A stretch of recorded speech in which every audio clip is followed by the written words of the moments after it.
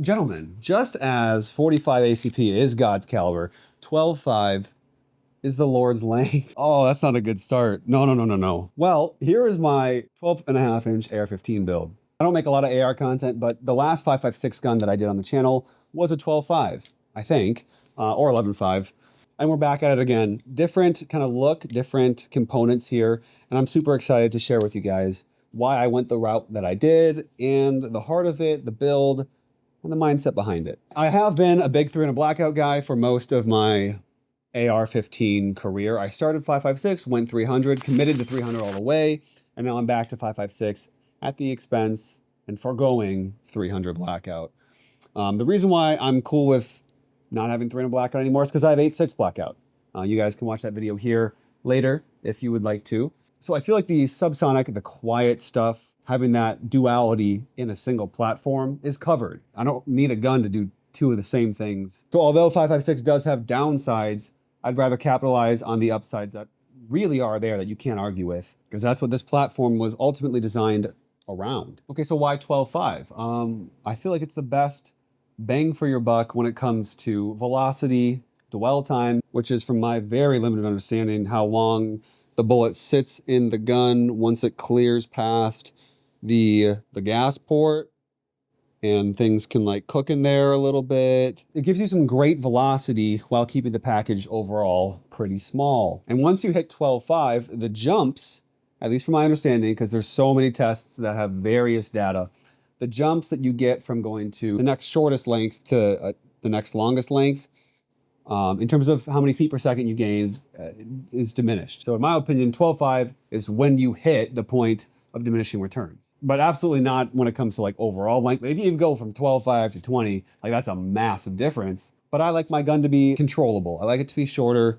I don't have an 8-foot long wingspan, so I want the gun to work with me and to feel extremely natural and point kind of with me. I'm not having to fight it. I need it to feel like an extension, and to pull from the GBRS language, I want it to feel like a katana and not a broadsword. And for me, I genuinely think this is the longest gun that I can build out before it starts to feel like broadswordy.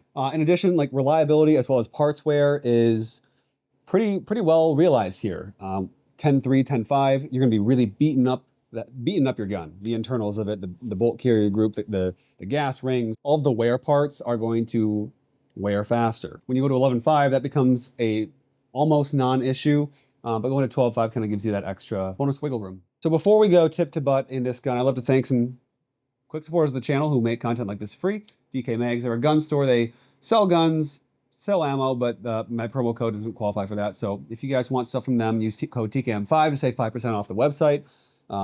They'll ship it to your door, ship it to FFL, whatever you get, they'll send it to the according place. If you need ammunition, go to Buffalo Creek Ammo. Use code TKM5 to save 5% there. That'll get shipped straight to your door.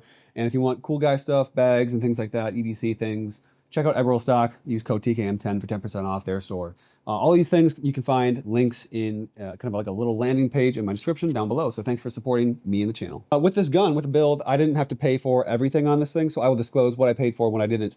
Starting with the suppressor, which I did not pay for. This is the Silencer Co. 36M. Super modular. I had it. It started on my 8.6 gun. Now it's currently on this one because I shoot this a lot more. And it's in its short configuration. I think is like 5.5 inches, give or take. It's like basically K-can size, which I love. Because with 5.56, it's supersonic. So that means that when you pull the trigger, a bullet comes out. It's going to be loud regardless of if you suppress it or not. So having an extra 3 inches or an extra like 2 or 3 baffles, it's not going to make the world of a difference. I'd rather sacrifice a couple of decibels for a more controllable package, especially because weight at the end of the gun, which extending your can out is as end of the gun as you can get, makes it harder to control, makes it more fatiguing to maintain a presentation. This can's been awesome. I have the 5.56 end cap. Don't worry, there's no one behind the camera except for you. And so that just further optimizes kind of a seal. Even though the baffles are still sized for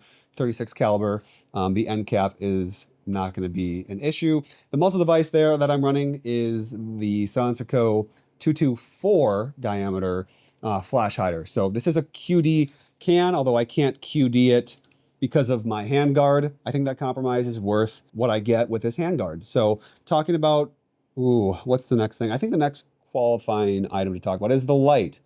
Got the Streamlight ProTac HLX Pro. This thing is very bright and very concentrated beam. Does the job very well. I have a light cap in case I want to guarantee that I'm not going to have a light ND, because as you know, the things that I do, light will get you killed.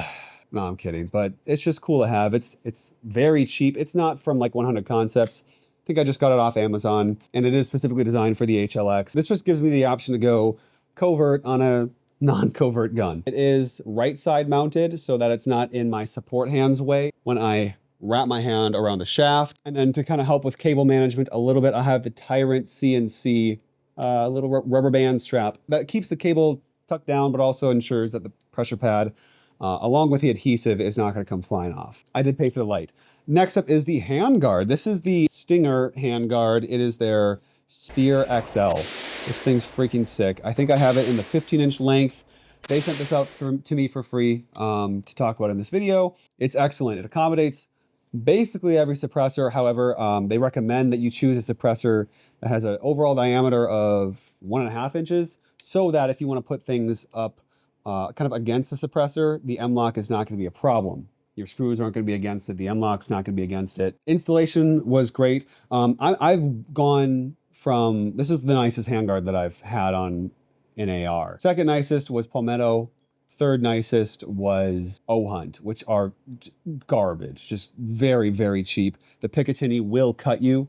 Like, this is not going to cut you, and I like that because I do that when I shoot my guns. Colors FDE, obviously. I think I've kind of color harmonized the gun how I want it. I could have done more FDE, but this feels tasteful to me. And the way that the handguard mounts up is so secure. Especially, I was just really impressed with how it mounts up compared to others. And I'm sure that's kind of an industry standard, but when it comes to cheap handguards, you don't get that at all. You'll have it spinning on you, and the fitment just won't feel right. All right, on the bottom, I have the Phase 5 little baby hand stop. That is so my middle finger can just kind of come and rest and sit securely. I don't like to like fully grab my AR. I like to just have it almost rest in my hand, and then I bring my thumb up, and that's how I control the gun. I don't know, that's just a preference thing, but it works really well for me and it makes it feel very natural. The barrel, which is the heart of the build, essentially, is a Ballistic Advantage 12.5, just a standard line, not one of their premium barrels. That was sent out to me for free by AT3 Tactical as well. They're the guys behind Stinger. Well, I guess they own Stinger. I have an adjustable gas block on. Not sure where it's from. It's the cheapest one I could find years ago. And I tuned it for a 12.5 with an H2 buffer. So I just decided to throw that one back on because I knew it was good to go. That is a carbine length gas tube. For the optic, I have a Sig Sauer Romeo 5 on a knockoff Unity riser.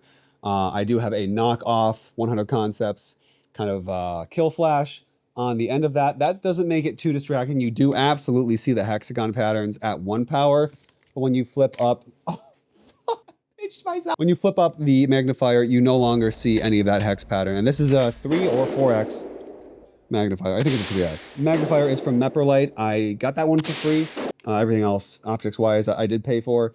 And that is on another knockoff Unity flip to center. I'm sorry, literally not flip to side. Flip to center mount. And even though the mounts are cheap, they've been great. Held 0, which is kind of your Amazon special. The magnifier doesn't have to hold 0 because you don't zero a magnifier. It just has to hold the magnifier on consistently. So Loctite is going to be your friend. It does have a QD, so I can take it off if I want, and that's nice and easy. The upper receiver is a Palmetto. Nothing to write home about, but it just does the job. I have a Magpul plastic dust cover. I like the feel of it. It feels less chintzy than like the really thin metal ones that come standard on ARs. So a nice little upgrade there. Bolt carrier group is, I made a video about it that is receiving a lot of controversy. It's the Leitner-Wise long gas system enhanced bolt carrier group. I'll put the name on the screen because I butchered it.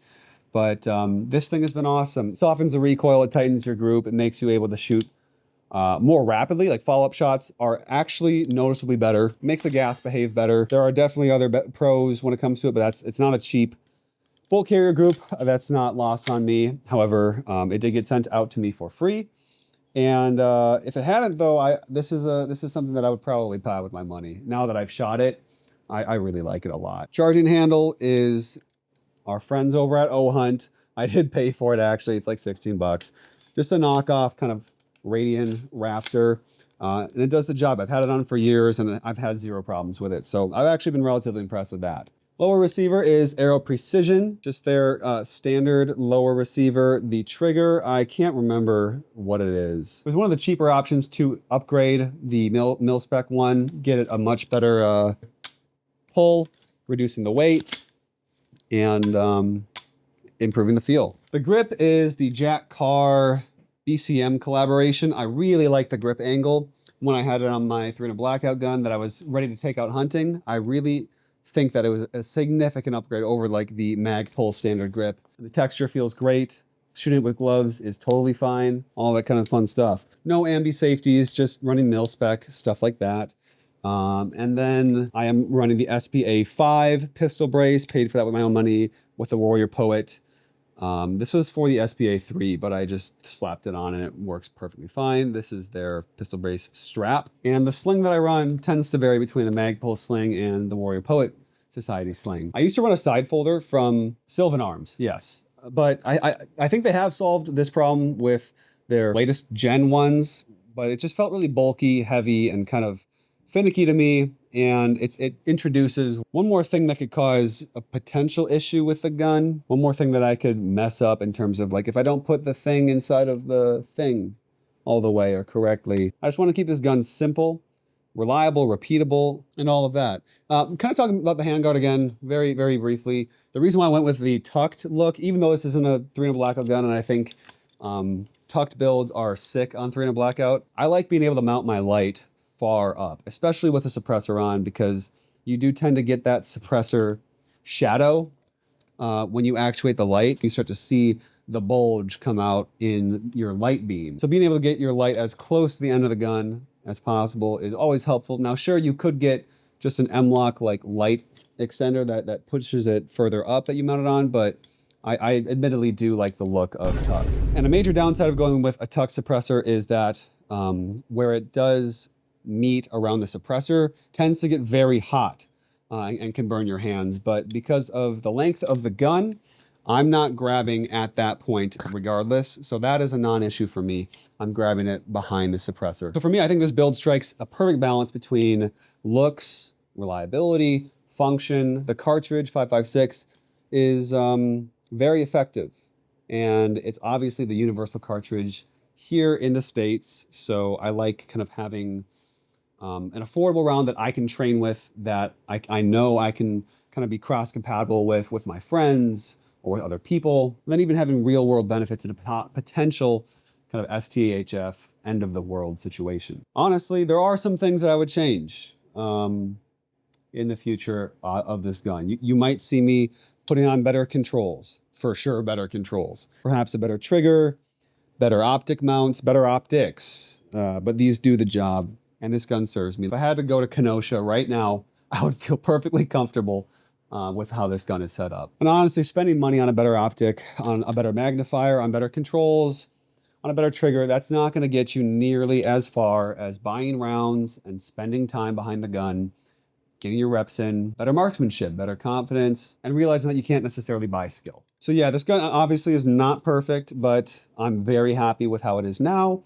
and I'm totally open to the potential and the possibility for making it a better gun in the future. I hope you guys enjoyed the video. I hope you guys enjoyed the build. Maybe there's a couple things here that you would want to pick out for yourself and slap on your guys' build. Would love to hear about those in the comment section down below. Thank you for stopping by. Thank you for your time, guys. God bless you and your families.